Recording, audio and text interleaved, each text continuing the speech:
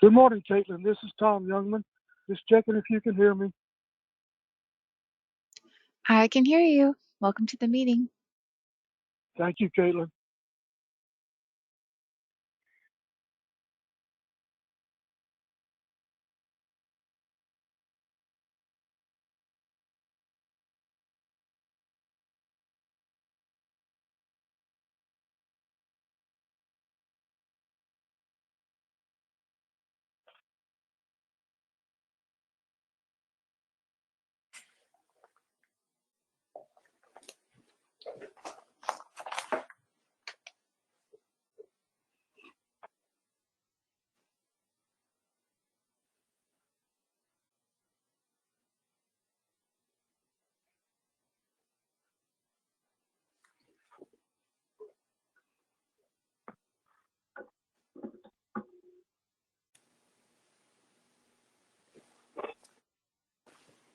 Caitlin, I show it's 9:30. Are you ready to begin the meeting?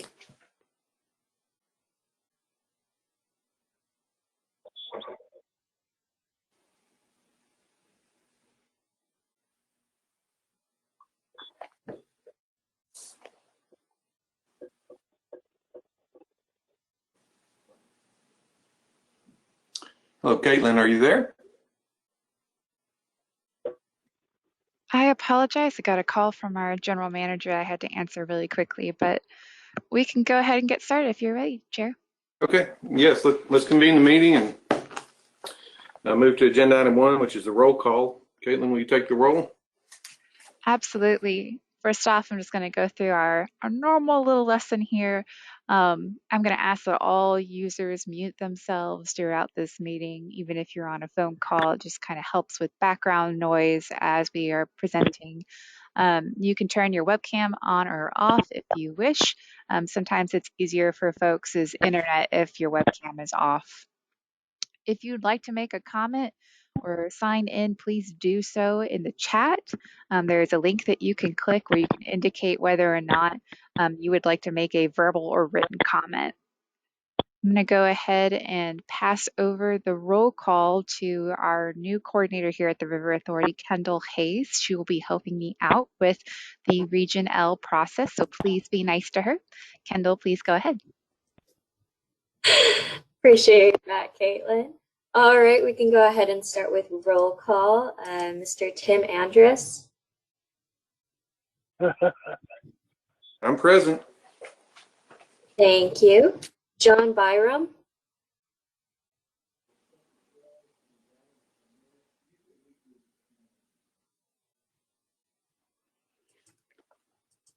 Kurt Campbell.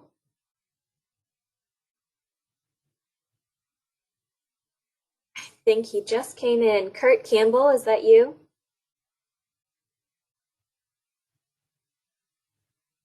I'm here. All right. Pat Calhoun.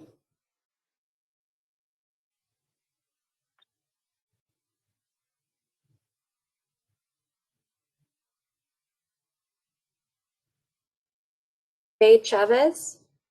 Present. Thank you. Alan Cockerell.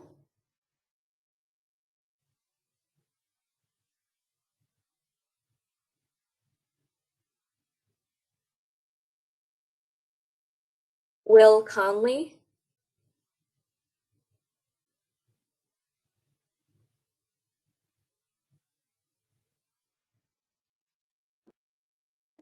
Charlie Flatten. Present. Thank you. Vic Hildebrand.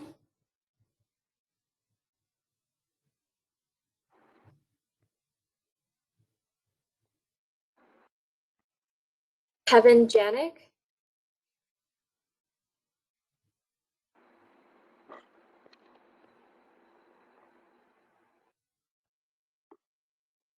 Tom Jungman. Present. Thank you. Russell Labus. Here. Thank you. Glenn Lord. Present. Thank you. Dan Meyer. Here. Thank you. Gary Middleton.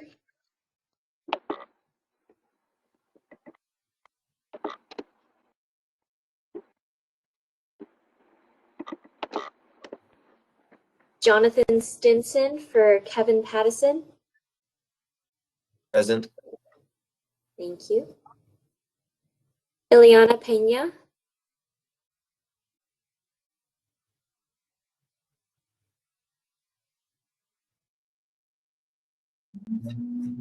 Robert Puente. This is Darren Thompson for Robert Puente, and he'll be joining us shortly. Thank you. Humberto Ramos. Here. Thank you. Steve Ramsey.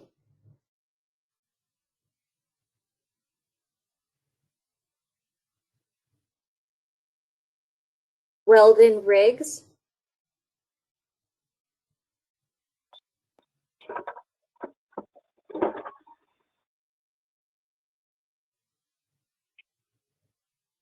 Roland Ruiz.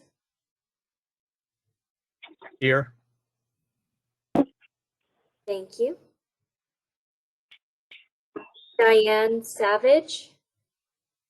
Here. Thank you. Suzanne Scott.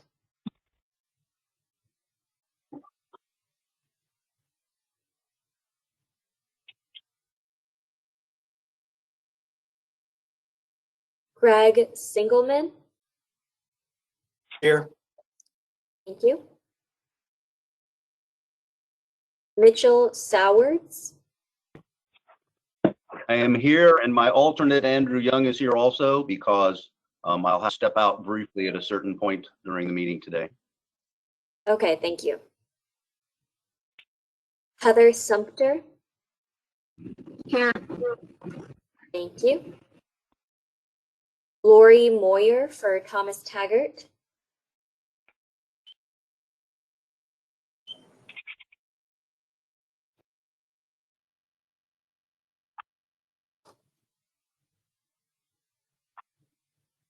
Steve Graham. Present. Thank you. Ian Taylor. I'm here. Thank you. Diane Wasenich.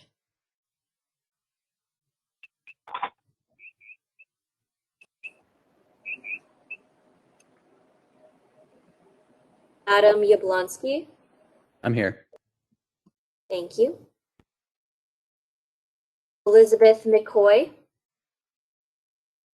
I'm here. Thank you. Ronald Fiesler.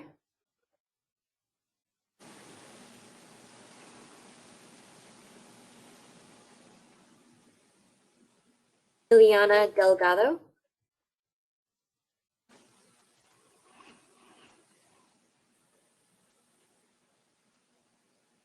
Don McGee.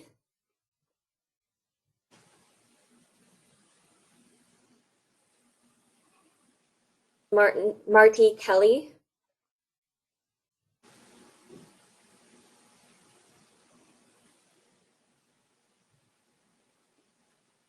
Joseph McDaniel.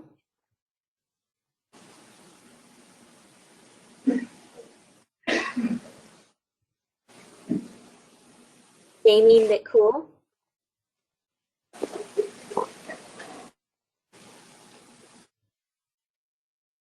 Carl Krull.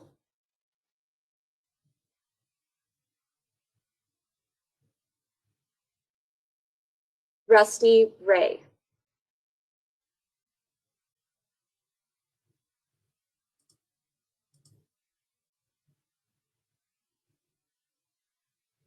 Okay, thank you. Caitlin, I can turn it back over to you.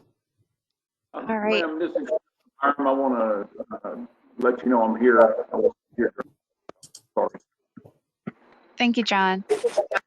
And everyone, if we were not able to call you, or if you did not answer in time, please go ahead and sign in on the roll call sheet that's located in the chat box, and we will review that afterwards to make sure we have accounted everyone. Kendall, this is Gary Middleton. I'm present. Thank you.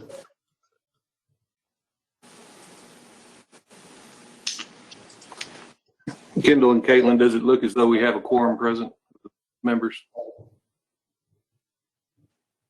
I believe so. Yes, we do. Okay, very good. With that, we'll move to agenda item 2, public comment. Is there anyone present that would like to make public comment, or have we received any? I believe there's an opportunity to sign up for making public comment through your survey. Have we received any?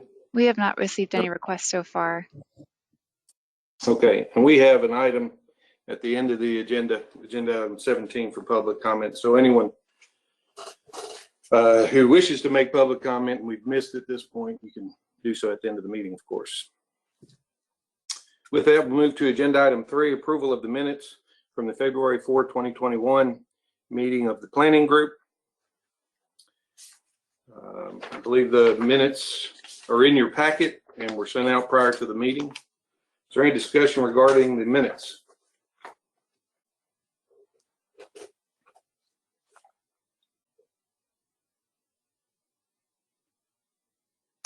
There being no discussion, is there a motion to approve the minutes as drafted? Glenn Lord, so moved. Or second? We have a motion and a second. We won't take a roll, any sort of vote. If there's anyone opposed to adopting those minutes or to the motion, please speak up now. Otherwise, we'll consider it approved by consensus.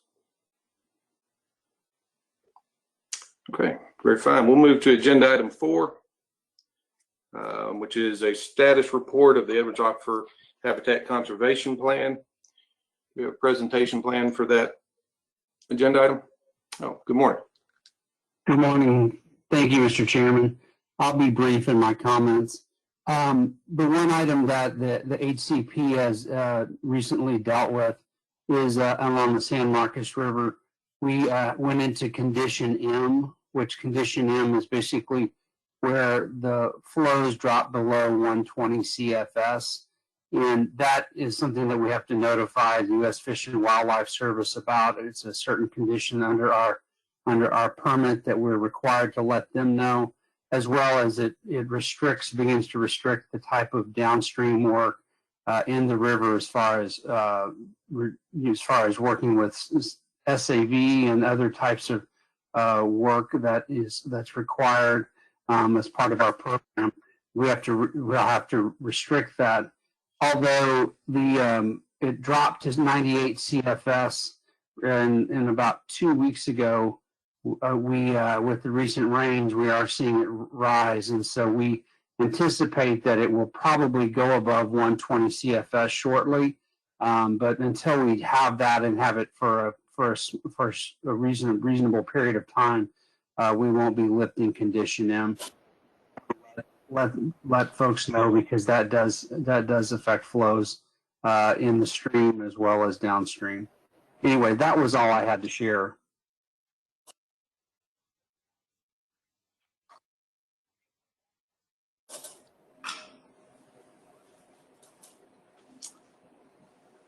Very good. Thanks, Scott. We appreciate that update.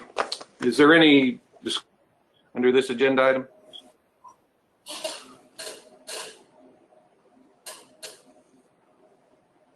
Okay, there being none, we'll move to agenda item 5.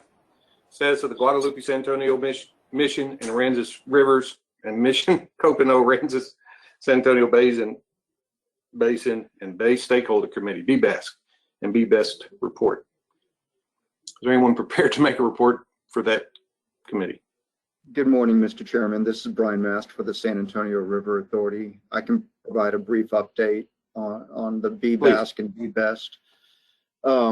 Back on April 1st, the Water Development Board distributed the draft statewide synthesis of environmental flow studies for public comment, and that was distributed by ourselves to the BBASC and BBEST members to see if anybody would want to provide comments on that draft report. Sam Vall has, as you probably all recall, has been the Best co-chairman for the Guadalupe and San Antonio River Basin Best. And he was, we're very thankful for his continued leadership in that role. And he agreed to accumulate any comments from the groups. He did receive comments from Nathan Pence at GBRA, and then compiled those with his own comments and submitted them on May 3rd, which was the deadline for public comment. Those are now with the Water Development Board. I can say, without going into detail of the comments from the GSA BASC and BBEST, that there were 10 pages full of comments that were submitted on our behalf. And now the Water Development Board is reviewing those. The schedule for the draft report, the draft statewide synthesis of environmental flow studies was slightly delayed. And so we're about 3 months behind schedule.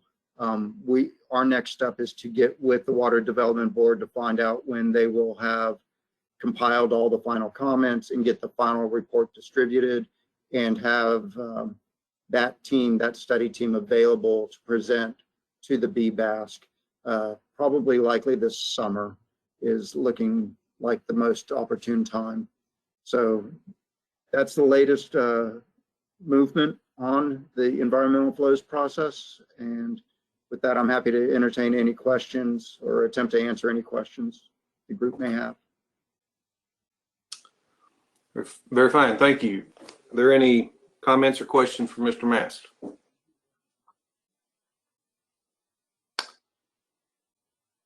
Okay, if there are none, hopefully we'll receive an update when that report is final, and to the extent appropriate, discuss it and consider the final report. With that, we'll move to agenda item 6, Texas Water Development Board communications. We have, I think, a couple of presentations we're going to receive. Ms. McCoy, you have the floor. Okay, thank you. Caitlin, do you have my slides?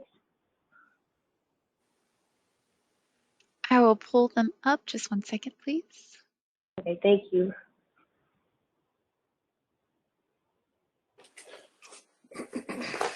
Kim, this is Diane Wasenick. And while we're waiting, I just wanted to tell you that I'm here. I'm a little late because I did not get the link for the meeting, so I was scrambling to get that.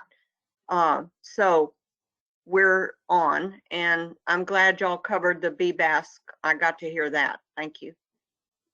Very good. We'll record that you're present, Diane. All right, here it is. Thank you, Caitlin. Mm-hmm. Good morning, everyone. This is Elizabeth McCoy with the Texas Water Development Board. I'll start with an update on the current regional water planning rulemaking. As a reminder, this is for amendments to 31 Texas Administrative Code 355 and 357.21. The proposed changes would allow for limited reimbursement of certain labor costs for the planning group political subdivisions, and it would also provide a streamlining of the notice and public participation requirements. The 30-day public comment period on the proposed changes closed at the end of March, and the final rules are actually going to be considered by the TWDB board this morning. So we'll follow up with more information once the board considers those final rules today. We've received the applications for the 6 cycle planning grant funds and anticipate board authorization to negotiate contracts in June. And the deadline to execute the initial contracts between TWDB and the political subdivisions is August the 31st. We are currently accepting public comments on the draft 2022 state water plan. The public comment period closes on May the 26th. A public hearing on the draft state water plan is going to be held at 1 p.m. on May the 24th. And this hearing is going to be held both in person at the Stephen F. Austin building in Austin, Texas, and virtually via GoToWebinar. The draft 2022 State Water Plan document, as well as information on how to submit public comments and how to participate in the public hearing, are available online at the link that's provided on the slide. And there's also kind of a link to these documents under the Hot Topic section of the TWDB website. Next slide, please. TWDB's Surface Water Division has contracted with Aqua Strategies to conduct a study to quantify uncertainty in reservoir firm yields. This project is going to evaluate the impact of significant drought events on reservoir yields to try to determine how the existing firm yields kind of hold up under drought events that are more extensive or more severe than the current drought record that's used in water planning. The study focus area will be the Upper Colorado, the Brazos, and the Trinity River basins. A draft report is due by the end of July, and the final report is due by the end of August. And we'll be sharing the results with the planning groups for your consideration for the 2026 regional water plans, but it won't be required for you to necessarily use this in plan development. If you have any questions on the study or would like additional information, please reach out to Naloon Fernando with the TWDB, who's managing that project. And then finally, we have started a new webpage for the 6th planning cycle, and I'd like to just briefly share that with you. A link to the 6th cycle landing page is provided on this slide, but I'll go ahead and kind of show you what that page looks like on the next slide, please. Okay, so this is the main 6th cycle landing page. You can see that there are several bulleted items that link to other pages. The first bullet is the 2026 Regional Water Plan documents, and that will take you to a page where we'll be posting documents for the development of the 2026 Regional Water Plans, and I'll show you that page in just a moment. The second bullet is the Chair's Conference Call documents. That's where you can find the agendas and meeting reports from the meetings, or the conference calls that we hold with the planning group chairs. And then under the third bullet, you'll find copies of the regional water planning newsletters that we send out quarterly. But if you were to click on that first link to the 2026 Regional Water Plan documents, it will take you to the webpage that we have on the next slide, please. All right, so at the top of this page, you'll see TWDB Communications for Plan Development. This is where we're going to post any emails that we send out during the planning cycle. So you can refer to this site to see what information and guidance has been sent. And we're going to organize those emails by task. In the project documents section, we'll be posting relevant documents, also grouped by task. Right now, there's not a lot of information posted since we haven't gotten too far into the 6th cycle, but this will be updated with information throughout the cycle. There is a section for contract documents. We are in the process of updating the contract materials, but they'll be posted here once they're available. And then below that, at the very bottom, there is a section for administrative documents. This is where you can find things like the best practices guide for the political subdivisions and the regional water planning rules pamphlet. So that's a quick overview of the 6th planning cycle webpage. We're going to be posting a lot of documents and resources for you on this page throughout the cycle, so please keep this resource in mind. And that's all that I have to update you on today. We do have Daniel Colazo with the TWDB's Innovative Water Technologies Group. He's here also today to provide you with some information on the statewide aquifer storage and recovery and aquifer recharge suitability study. But before I pass it over to Daniel, are there any questions for me? Yes, Elizabeth, I have a question. I have a recollection from our chair meeting that TWDB was going to develop guidance regarding the role of the liaisons. Is that underway, and when would the liaisons expect to receive that? You know what, that's a good question, and I'm sorry I don't know the latest on that. I can check and follow up with you. Okay, very fine. Are there any other questions or comments that the members like to make? If not, we'll move to the next presentation by Mr. Collazo. Mr. Collazo, you have the floor. All right, thank you, sir. Let me start sharing my screen here.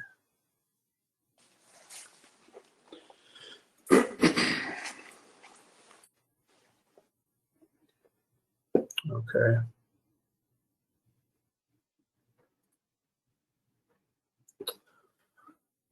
Okay, so I'm Daniel Collazo. I'm a hydrologist with the Texas Water Development Board.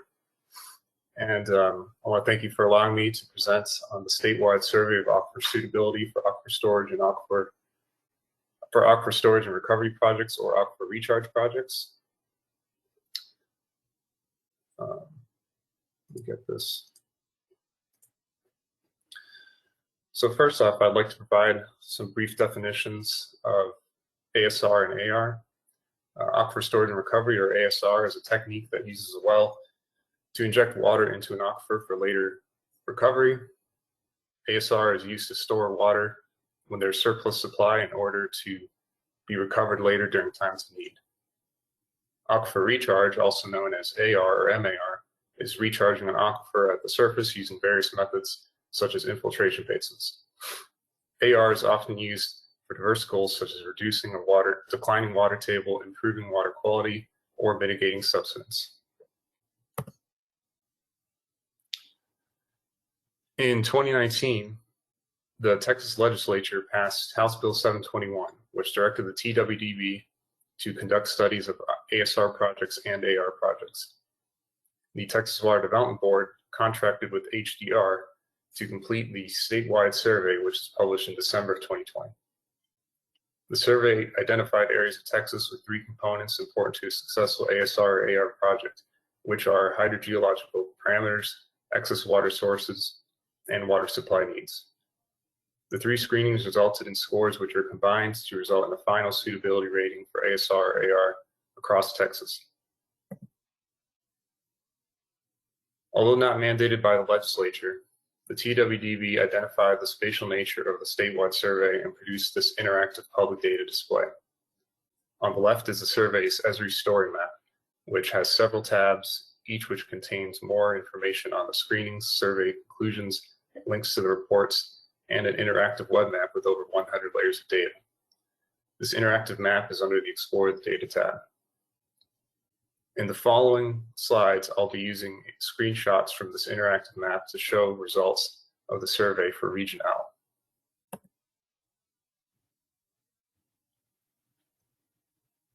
This is the interactive web map application. The application includes several functions that most users of map applications will be familiar with, such as buttons for navigating around the map, bookmarks, a measuring tool, and a search bar. Here we can see that I've zoomed into Region L. Clicking on a map feature, as shown in the screenshot, results in a pop-up with additional data. And on the right is the layer list, which allows you to toggle data layers on and off.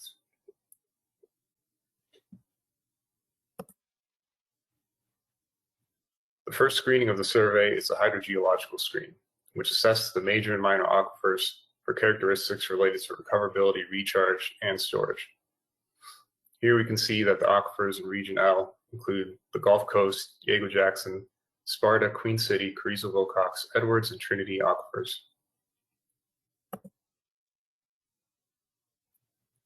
The results of the hydrogeological screening for ASR and AR are shown here. On the left is the hydrogeological score for ASR, where the range of blue colors represents the score. The darker blue is the high category, which covers much of the region and includes the Gulf Coast, Carrizo-Wilcox, and Trinity aquifers. The gray grid cells in the north and western parts of the region are where no major or minor aquifer is present. On the right, we have the AR hydro score map, which has the scores represented by green.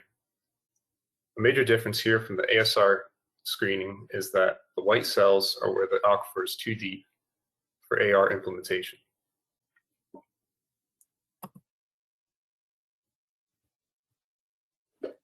The next part of the survey is excess water screening. This screening included surface water, reclaimed water, and groundwater. All of these intermediate layers can be found in the layer list. The map here shows the final normalized score for this screening. The higher scoring cells, which are the darker green, are mainly around the I-35 corridor and Victoria.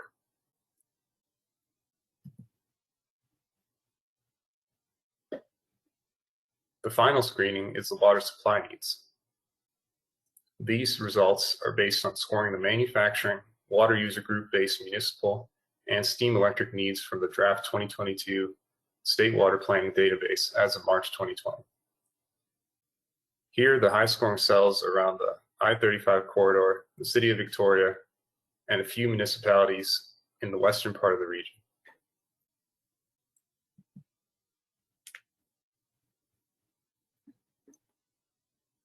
And now we get to the results of combining the three screenings. Here we see the final suitability for ASR. The final rating score is represented by the blue colors.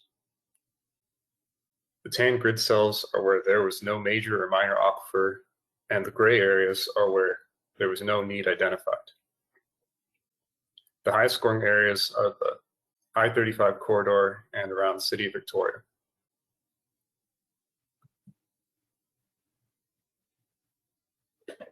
Here we can see the final rating, but for AR. As with the hydrogeological screening, we see that there are areas where the local aquifer is too deep for AR. Here they're shown in brown.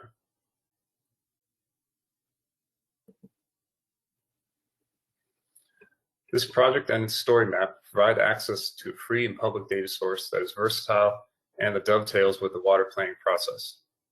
The survey is very large scale and does not replace the need for site-specific studies. However, it's a great tool to explore the data. In addition to the final suitability scores, the results of the individual screenings or even their component layers could be looked at separately to meet the user's needs or interests. Hopefully this tool will start conversations and help give an idea of areas that may be good for ASR or AR. Thank you for your time. This has been a brief overview of this project. Please reach out to us if you have any questions or are interested in a more detailed presentation. Okay, well, thank you, Mr. Calzado.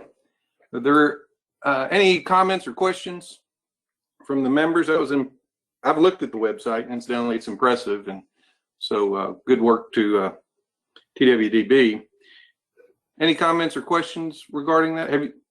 Well, we'll leave it at that. Okay, if there are none, we'll move forward in the agenda. If need be, we'll bring up this topic at a later time, but we'll move on to the chair's report, agenda item 7. I don't have much to report. Want to inform the group that on April 7th, we received notice from Alan Cockrell that he was resigning from the planning group. Mr. Cockrell has retired and wants to enjoy his retirement and thought it'd be best for someone who is actively engaged in water management to participate in the planning group for his interest area. Alan was kind enough to be considerate of our internal process that we have to go through to fill positions, but after discussion, he felt it was appropriate to resign at this time. We thank Alan for his service to the group. He was an engaged member, and I certainly appreciated working with him over the years. Let's see, in addition to that, I think most of the items I was going to discuss were touched under TWDB communications. That's all I have to report to the group at this time. Are there any questions or comments regarding the chair's report?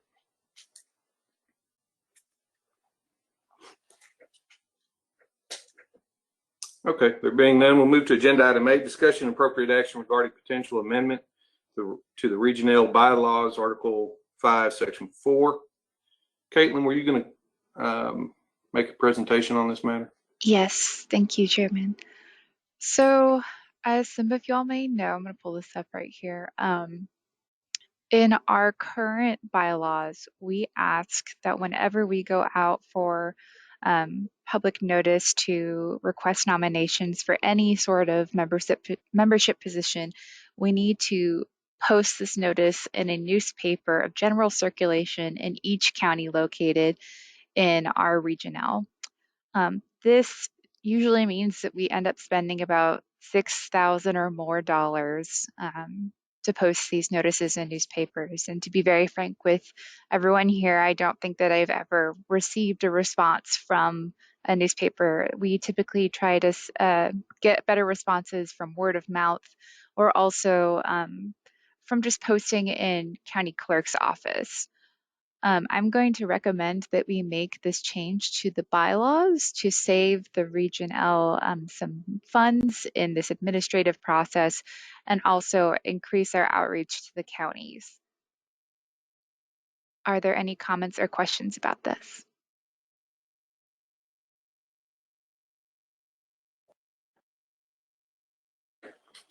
Caitlin, this is Tim. When we discussed this, I recall, or at least having the thought that, from time to time we get resignations. They're not scheduled. There's not certain times that they can occur. Correct. But each and every time, regardless of the number, we incur as a planning group this fee in excess of $6,000. Is that correct? That is correct. Okay. And with the proposed change to the bylaws, we would no longer make any notification of vacancies in newspapers, but rely on websites, county clerk's offices, and word of mouth of planning groups and those that participate in the process. Is that also correct? That is correct, and we have found that that is the way that we receive most of our nominations from. Okay. Is there any, well, one final question. Is this agenda item sufficient for the planning group to take, sufficiently worded for the planning group to take action on this proposed revision you've drafted? That is correct. Someone may make a motion, pass with the action. Before we go to a motion, is there any discussion on the matter?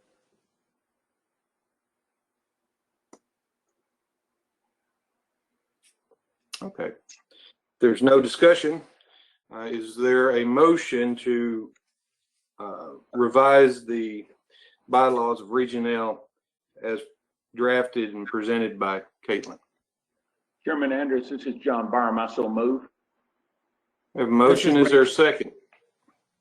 I second. Ray Chavez from Salmon. Very good. We have a motion and a second to amend the bylaws as drafted. Is there anyone opposed to that amendment? If so, speak up.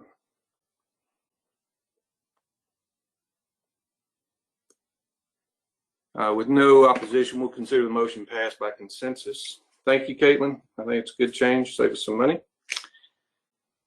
But with that, I will, point out we have vacancies, and we discussed a new one and so on. Need to encourage the membership to, if you can identify individuals that would be willing to participate and can fill those vacancies, please encourage them to submit a nomination or have a nomination submitted for them. Okay, with that, we'll move to. I'm sorry, Chair, if I could add real quick to this. So we've had a little bit of confusion for returning members. So we've decided to extend the application deadline to July 23rd. So if you are interested in reapplying, renominating, you have time to do so. Please just send me that nomination form, which can be found on the Region L website through email.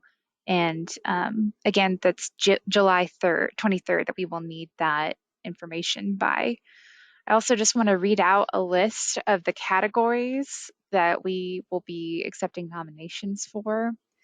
That is counties, industries, environmental, electric generating utilities, water districts, water utilities, river authorities, municipalities, and agricultural.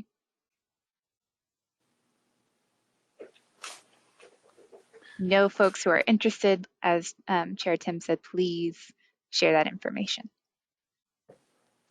Thank you. Caitlin, I believe this is part of the discussion we were going to have under agenda item 9, so we'll consider ourselves having moved to that agenda item. I have the latest email I could find on this was from April 22nd. I know things have changed since then. The number of categories from which we're needing nominations has apparently grown. Can you send out another message to the group? Absolutely. With that complete list? Okay. Thank you. That'd be good. And well, may have been shorter to identify the list of interest areas we don't need have vacancies in, but it's extensive. So hopefully, you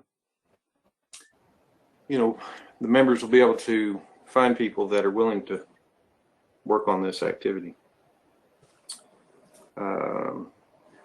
Can't put in that list. I don't think, can you hear me? Yes. Yes, we can hear you. Okay. When she does that email to us, would she include those? How many, what categories and how many nominations for those positions have currently been submitted, so we kind of know how many people we're looking for in those categories, et cetera? Absolutely. I think that's a good idea. Have we received any nominations thus far? Yes, I can read out the names of folks who have submitted nomination forms thus far. For returning members, we have Adam Yablonsky, Charlie Flatten, Gary Middleton, Robert Puente, Russell Lavis, Tom Taggart, and Weldon Riggs. For new members, I have Jonathan Stinson and Vanessa Pugh-Williams. Okay. Well, good. We certainly appreciate all the existing members re-upping, so to speak. Thank you for doing that. And so the close date for that is, say it again, July 23rd at 5 p.m. to receive nominations. And our goal would be to try to fill those vacancies at our next quarterly meeting. That is correct. All right. Tim, this is Diane Wasenick. I have a question. I'm wondering, out of all of these categories, since it's pretty much every category we've got, is it going to be clear to us which ones already, which ones have which categories are there people not re-upping for?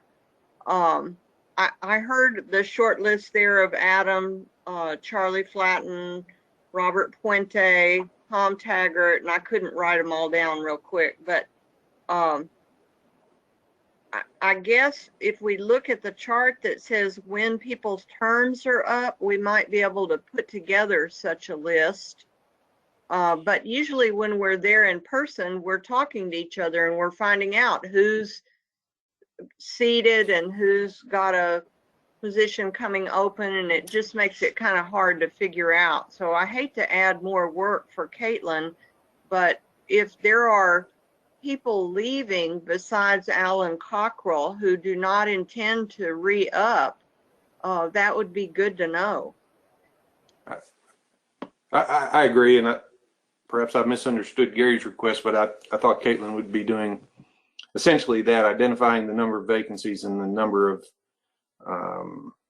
nominations received for each vacancy. So we would, but perhaps you're asking for individual names or something like that. But well, I guess what would substitute for us all being able to get together in person is people letting Caitlin know if they're not going to run again, if there's going to be an open seat.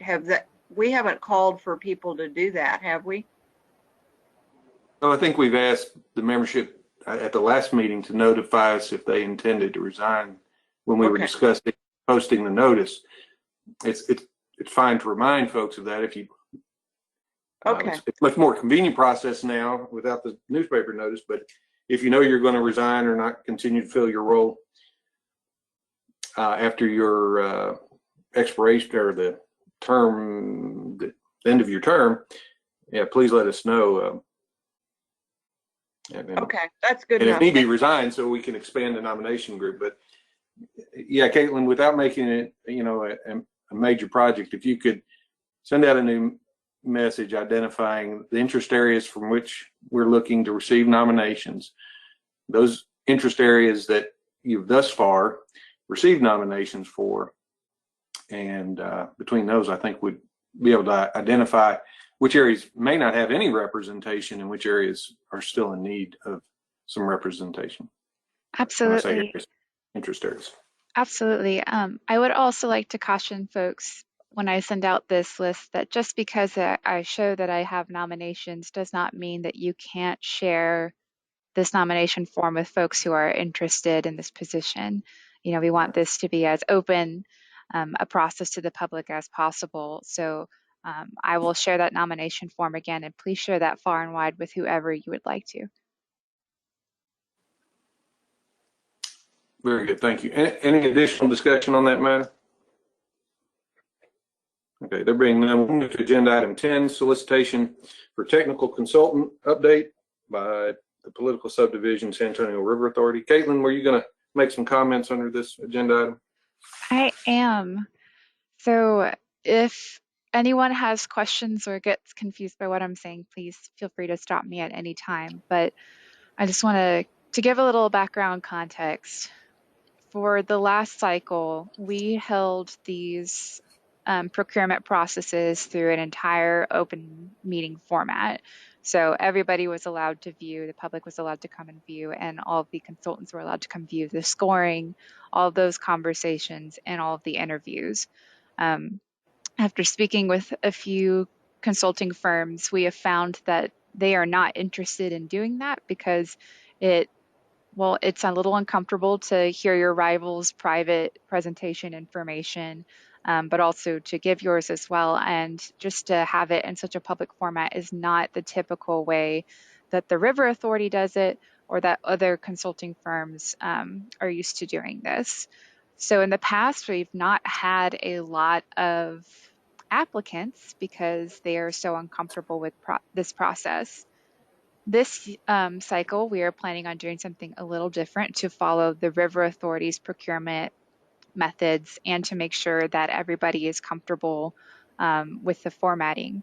What we're planning on doing is taking 2 to 3 members from the planning group and 2 members from the River Authority to make a little committee outside of Region L. This would allow every single meeting that they have to fall outside of the Open Meetings Act. So it would all be private. So the scoring, the presentations, the interviews would all be private just for this committee. Then this committee would make a final recommendation to bring back to the planning group. What we need to discuss today is if this is acceptable to the planning group. As you'll see in the next agenda item, we will need to select those 2 to 3 members to join this committee. Do I have any questions so far?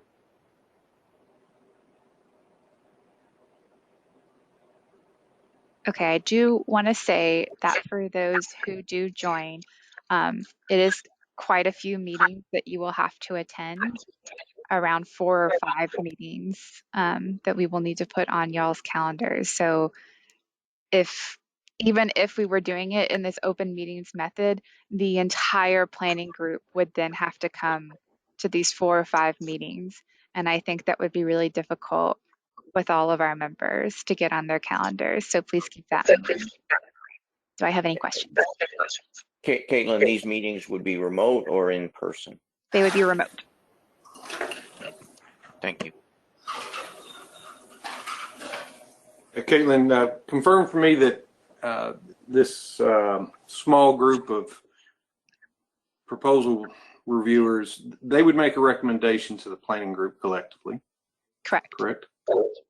And by following this procedure, San Antonio River Authority would feel more comfortable with how the procurement process is being carried out under its agency.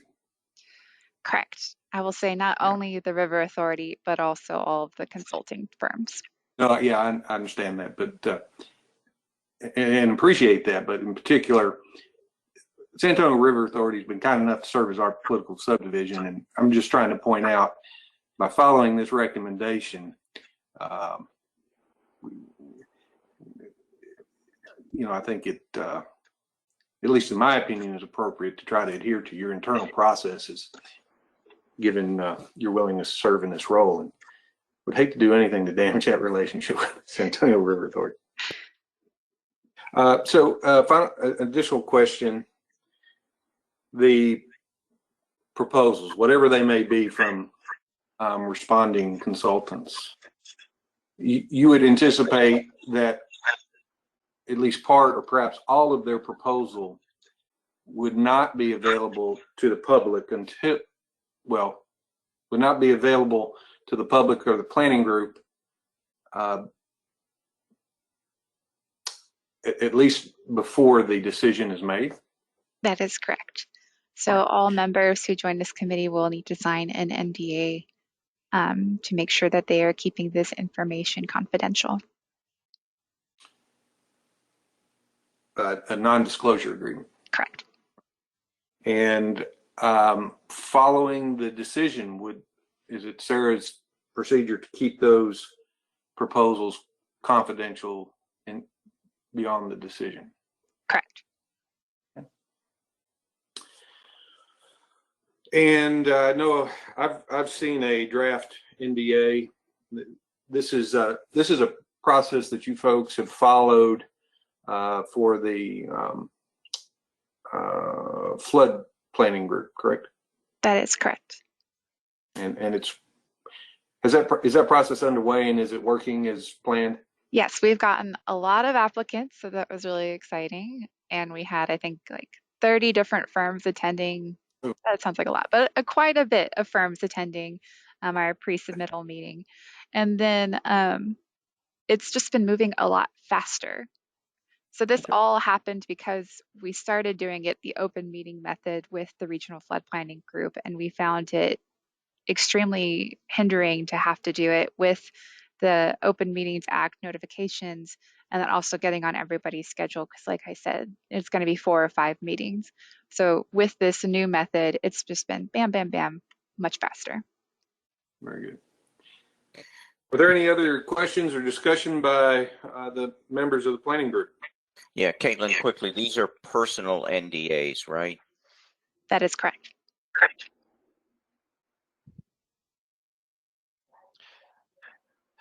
Tim, this is Darren. I do have a question for Caitlin. Yes. Caitlin, so this process, this group of 5 individuals is not selecting the consultant that will be working for the regional planning group. They're just scoring the RFQs or RFQs. That is correct. So they will be scoring, and then if they feel that necessary to do so, interviewing these firms, and then they will take this final recommendation, and it can be top 3, top 2, top 1 that they can bring to the planning group and give them that information, and then the planning group will formally make the decision together. And now it doesn't restrict the planning group from requesting either the recommended firm or the top 3 or whatever present to the planning group, correct? That is correct. Okay. Thank you. Are there any other comments or questions regarding the proposed procedure for selecting a technical consultant? Well, again, this is not the proposed procedure for selecting the consultant. It's just for grading the responses. Am I correct in that? That is correct. Good point. Yes, correct. I've been misspeaking, but it's a part of the selection process that will generate presumably a recommendation regarding a preferred respondent, and recommendation regarding additional consideration at the planning group, by the planning group. Mr. Chairman, my only concern is it is a small group representing a very large group. Get that it's hard to get that many people together, but maybe adding a couple of people to the committee might help. If someone was absent or someone couldn't make a particular meeting, you'd have at least a few more people at the selection. The issue with that is that if someone is absent, if they miss a meeting, then they will not be allowed to proceed, because it would not be fair if they did not have all the information and then made a judgment. So by committing to this committee, you are committing to attending every single meeting. I think that's even more reason maybe to have a couple more people on the committee, maybe a committee of 7. Okay. Caitlin, do you think expanding the size of this working group would be an issue for the River Authority? My procurement staff may be a little upset with me. Again, I do hear what you're saying and making sure that we have like those alternates as backups. However, I feel like that would lend itself towards kind of disarray. Again, it's really hard to get on 5 people's schedule, alone 7, for all these meetings and in the time frame that we're looking at. I think that 5 is more reasonable than 7, but if this is the direction that the planning group would like to go in, then we can absolutely do that. Well, I think Mr. Byram's comments are relevant, and I can see his point. Seems to me, though, we're not really discussing alternates. If you don't participate in if you miss the first or the last presentation or any in between, you won't be part of the grading process and developing the recommendations, what you're saying. Yeah. And I can certainly appreciate the scheduling issue. Well, is there any other discussion? Is the number of committee members dictated a little bit by Open Meetings Act, Caitlin, or Yes, just logistics? by Opens Meeting Act as well. So, for example, we would only be able to have 2 members from the executive committee attending. If it was more than 2, then it would constitute an Open Meetings Act of the executive committee. Okay, thank you. So that is a factor to consider as we go forward. Absolutely. Okay. We'll resolve this under the next agenda item, the number, I suppose. Is there any additional comments or questions regarding the proposed procedure aside from the number within this work group?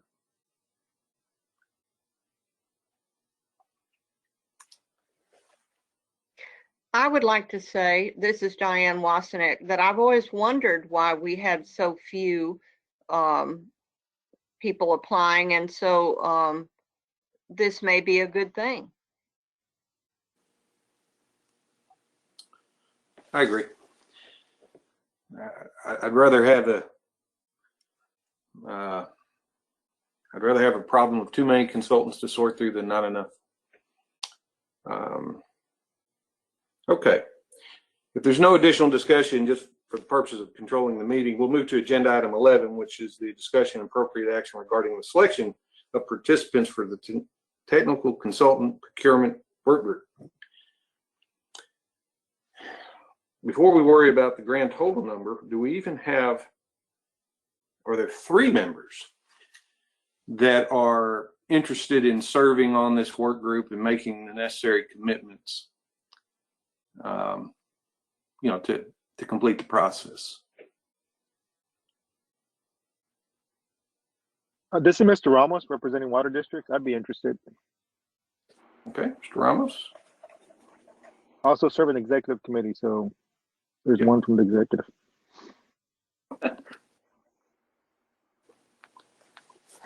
This may be a little self-serving, but is there anyone else from the executive committee that would like to participate?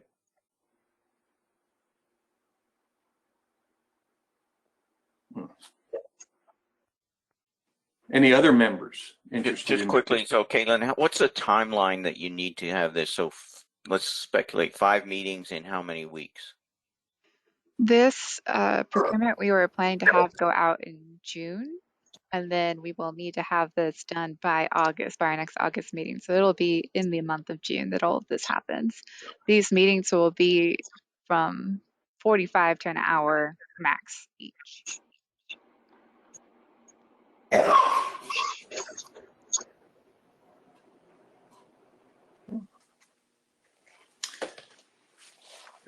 So with that additional information, any other members willing to participate? This is Charlie Flatten. I'll participate. Ms. Flatten?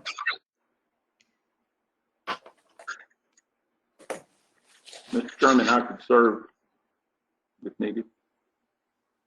I'm sorry, I didn't hear your name. John Byram, I'm sorry. I would be willing to serve too. Thank you, Mr. Byron. And Tim, this is Darren. I agree with John. I think we should have a couple more individuals from the group that sit on those panels. Okay. Elizabeth Are you McCoy, offering? if you're on here, can you let us know how many folks would be allowed to serve before it constitutes an open meeting act?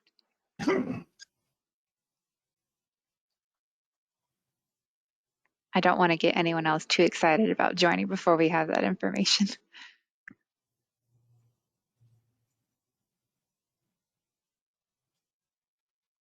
I think we previously established that more than 3 members of the executive committee would constitute a meeting that fell under the Open Meetings Act. Wouldn't it also be the case if a quorum of the planning group, regardless of membership in the executive committee or not, that would certainly carry you over the threshold for an open meeting? Absolutely. Let me look it up because Elizabeth, are you there? Oh, sorry, I am here. I do not know that information.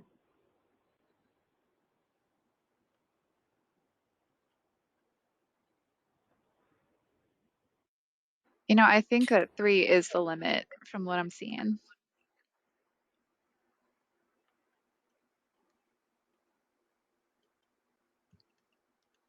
I'm sorry, you're saying beyond 3 members of the planning group would cause these meetings to fall under the Open Meeting Act? That is correct. Okay. Well, the primary purpose of taking this approach, I think, is to avoid the Open Meetings Act and the problems that creates for consultants. Is that correct? That is correct. Okay. So if that's the case, while I understand and respect the comments regarding the number of members participating in this work group, given that explanation, is there not consensus, I suppose, is the best way to put it, to move forward with 3 members?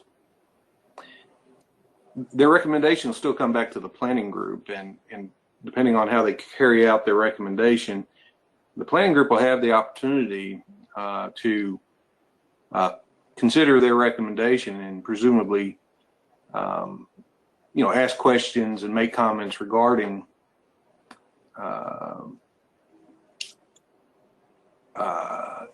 respondents that are recommended. So it's not as though the membership won't have the opportunity to give it full consideration. Now, they may not have all the same materials that's used for the scoring, but it won't be a decision that is effectively made by there being a simple recommendation and only one choice to make. At least that's not the intent. So with that said, is there any objection to proceeding with a work group comprised of 3 members from Region L? Tim, if I'm just going to make a comment, as Glenn, I've seen this process work in the Region 8 flood planning group, and it's pretty effective and covers everything that's needed. So I'm very supportive of this idea. Okay, thank you.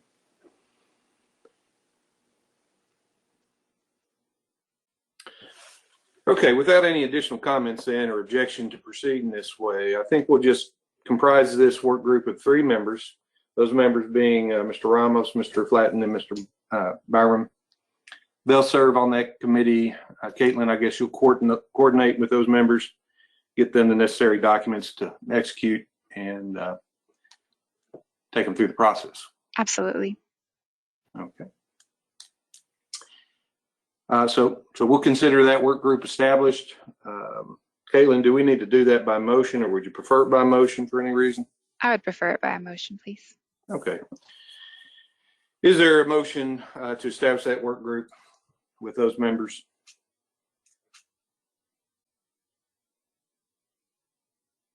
Glenn Lord, so moved. Gary Middleton, second. Thank you.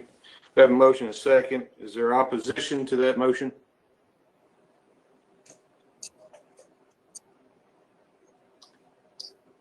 There being no opposition, we'll consider the motion passed by consensus. Thank you, everyone. Appreciate your comments. Sorry we couldn't accommodate the larger group, but I think it'll still be an effective process.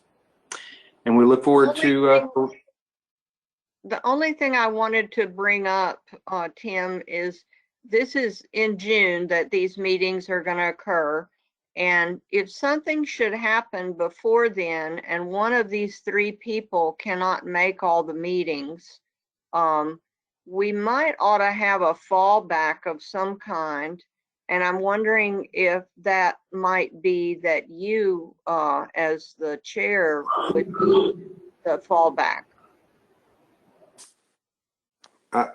If the group finds that acceptable, if the timing is such that I can participate in all of the meetings, and one of the members, knows that they won't be able to complete the process, then I'm happy to serve in that role. Is there any objection to that change to the intended method of carrying out this process? Well, as she said on the open meetings, it could only be 2 members from the executive committee, so you could only replace the gentleman who is on the executive committee in that realm or that possibility. The other members from the general membership would have to be replaced by someone else. Well, I think the committee couldn't be comprised of more than 2 members of the executive committee without triggering the. Okay. So I would, for example, if Mr. Flatten for some reason couldn't participate, I could be his alternate, and we'd still not exceed the open meeting requirements. Correct. Okay. So, Mr. Middleton, you still see an issue with that? Well, I'm also wondering if Mr. Byram represents the Nueces River Authority, is he serving in a dual capacity then? Or is he representing the River Authority? Or is he representing Region L? Well, no, in this work group, he'd be representing Region L as a planning member of Region L. Okay. Maybe that's fine. I fear I'm misunderstanding your question, but I don't think there's any issue with any of those members representing multiple entities or agencies. Well, I just claimed that the nomination committee would be made up of River Authority members and 3 from the planning group. Oh, I follow what you're saying. But by River Authority staff, I think we're talking about San Antonio River Authority staff. Okay. That answers my question then. Okay, I'm sorry, I misunderstood. Yeah, good point. Okay, so is there any objection to me filling this alternate role for the work group? So moved. We have a motion. Is a second?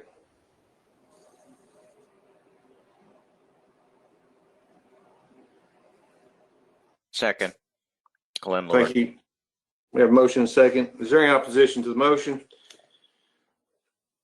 There being none, we'll consider the motion passed by consensus. Thank you, everyone. And just to There's let sorry, Chair. Just to let folks know, the 2 River Authority staff from the San Antonio River Authority who will also be on this evaluation committee will be Melissa Bryant and Aaron Cavazos. And Melissa, I believe that you're on the call if you'd like to say anything right now.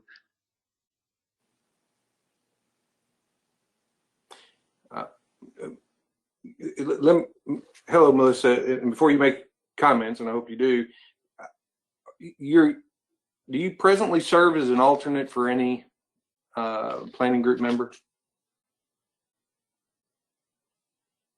I can't hear you.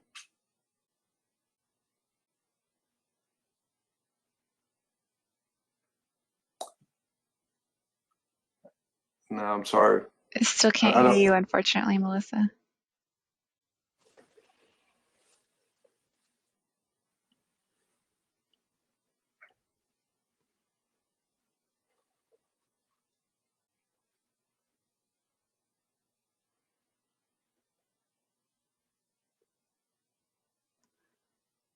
I think it may be a connection to GoToMeeting issue.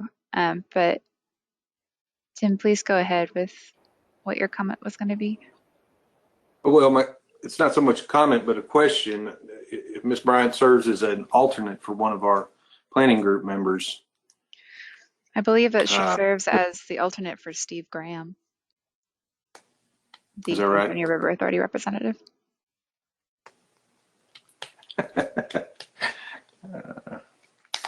You're an Aggie. That's good. Does the membership or San Antonio River Authority think that presents any issue that she serves as an alternate from time to time?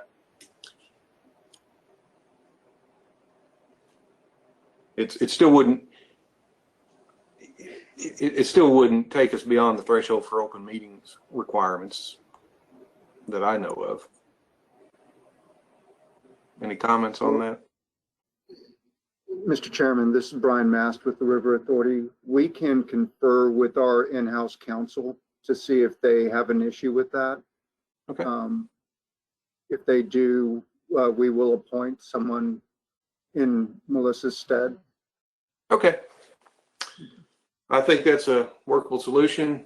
I don't see that it presents an issue, but if the River Authority comes to that conclusion, we'll trust you to take the appropriate action.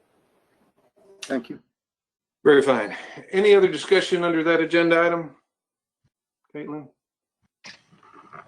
No, I don't have anything. Thank you very much, everyone. I hope that this will be a speedy process and we'll be able to get lots of applicants.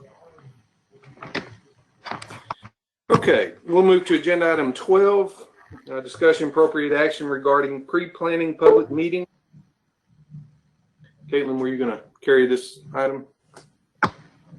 Yes, I can do so. So we are required by the Texas Administrative Code and the Texas Water Development Board to have a pre-planning meeting before we get started with the technical consultant process, before we get started with actual work in the planning group. So my recommendation is that for the next meeting, the August meeting, we also have this pre-planning meeting during that. It will be a presentation by the Texas Water Development Board, and we will make sure to spread the notification for this meeting far and wide throughout all of the counties that fall within our jurisdiction. So we can get a lot of folks to come forward and give their opinion or suggestion or comment on what they would like to see in this cycle's planning. Do we have any questions for that? Just to be very clear, this will happen during our August meeting. It'll just be a presentation and folks will have just an opportunity to comment before the plan process gets really off and going. Okay. That's how we've handled it in the past, correct? Before we've had 2 to 3 meetings that were in person, but from my conversation with other folks, they're usually very poorly attended. Yeah. Okay. Well, I think it would be appropriate to handle it as you're suggesting. Is there any objection to proceeding in that way from the membership?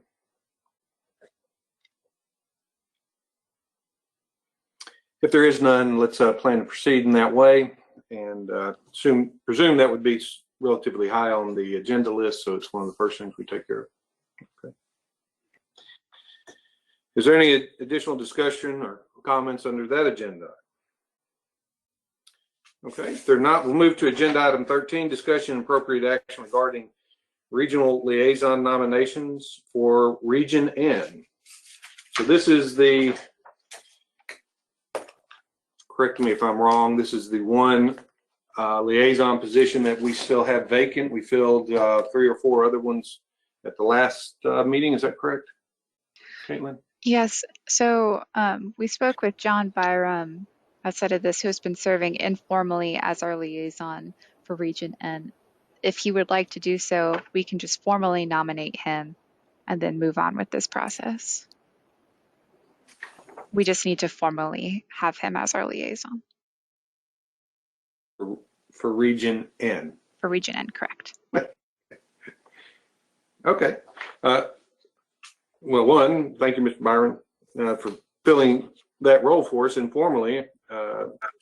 Without you objecting, I assume you're willing to fill that role.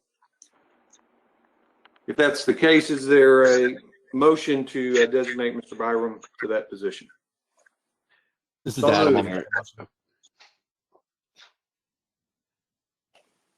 the motion. Is there a motion? This is Darren. I motion to approve. Is there a second? This is Adam. I'll second. We have a motion and a second. Is there any objection to the motion? There being none, we'll consider the motion passed by consensus. Any additional discussion on that agenda item? If not, we'll move to agenda item 14, regional liaison updates. Do any of the liaisons have updates to provide? I'll provide, regarding Region P, the next meeting of that planning group is to be determined.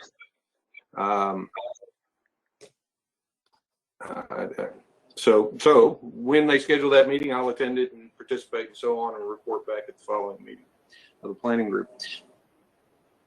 Any of the other liaisons care to make a comment? Region K, Diane Wasenick. I have talked with both Charlie Flatten and Vanessa Puig-Williams since they also follow Region K.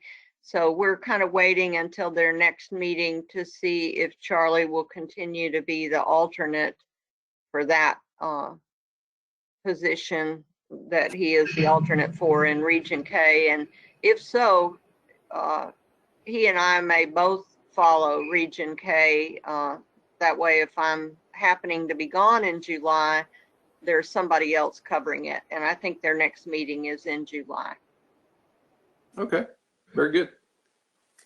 Incidentally, for those who serve as liaisons, there's a TWDB has a website for regional planning group meetings that you can look up scheduled meetings if you think for some reason you're not receiving notice or have missed it. So encourage you to look into that if you need to. Any additional comments? Yeah, this is Adam. Region J has a meeting a week from today. Their agenda looks similar to ours as far as picking their, consultants and stuff. Okay, very good. Well, we'll look forward to a report at our next meeting. Any other comments or questions? Okay, if there's not, we'll move to agenda item 15, status of Region 12, San Antonio Regional Flood Planning Group, and Region 11, Guadalupe Flood Planning Group.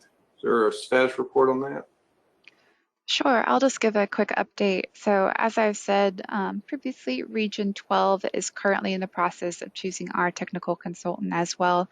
We are following this procedure that we have agreed to do in Region L, and we have just conducted our interviews and will be recommending the top choice to the committee in 2 weeks. Other than that, we've just been getting some helpful presentations on flood data, on capital improvement projects that the county, city, and region has done on flood mitigation and things of the like. Lauren, if you would like to give Region 11. Hi, yes, good morning. My name is Lauren Willis, and I am the administrator for Region 11 for the Guadalupe River. In April, we did choose our technical consultant, Freeze and Nichols. So we are working on that contract right now with them. And we are planning to go to in-person meetings beginning in August. So that's something that we are looking forward to. Right now, we do meet the first Wednesday of the month at 2 p.m.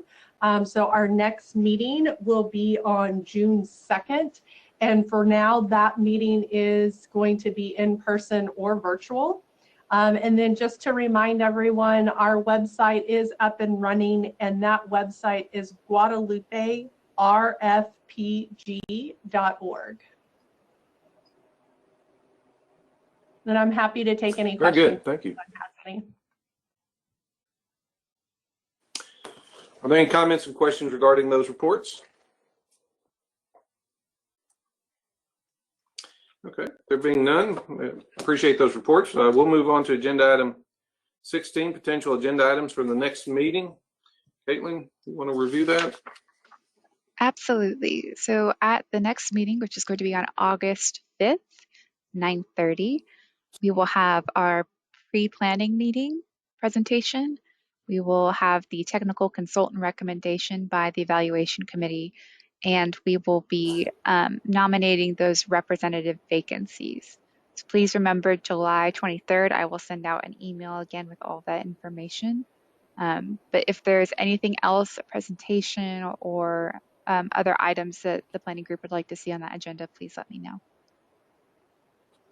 Do you anticipate that meeting will be virtual as well? That depends on what our housing opportunities are for the meeting. If we would like to meet in person, I do believe that we have some options. Okay. It's up to the planning group and your comfortability. Sure. Well, if there's any strong opinions one way or the other with the planning group, whether you prefer or the virtual meeting or prefer in-person meetings, let us know. I guess direct that information to Caitlin if you would, and we'll give that some consideration. I guess at this moment we'll leave that to be determined, so to speak, and consider what feedback we get and whether or not these virtual meetings remain authorized moving forward. It also depends on the Governor's Emergency Act, which has allowed this to occur. So if he takes that back, then we will absolutely meet in August in person. Exactly, right. Okay, is there any additional discussion or comments regarding potential agenda items for the August 5th meeting? If there is not, we'll move to agenda item 17, public comment. Is there any public comment to be made at this point, or have we received any? We have not received any public the chat. I'm sorry? We have not received any public comments request. Very good. Okay. If there's no public comment, we'll consider the meeting adjourned. Thank you, everyone. Appreciate your time, and you'll be receiving correspondence from Caitlin regarding various matters. So look forward to that. Thank you so much. Thank you, everyone. Thanks, everyone. Bye.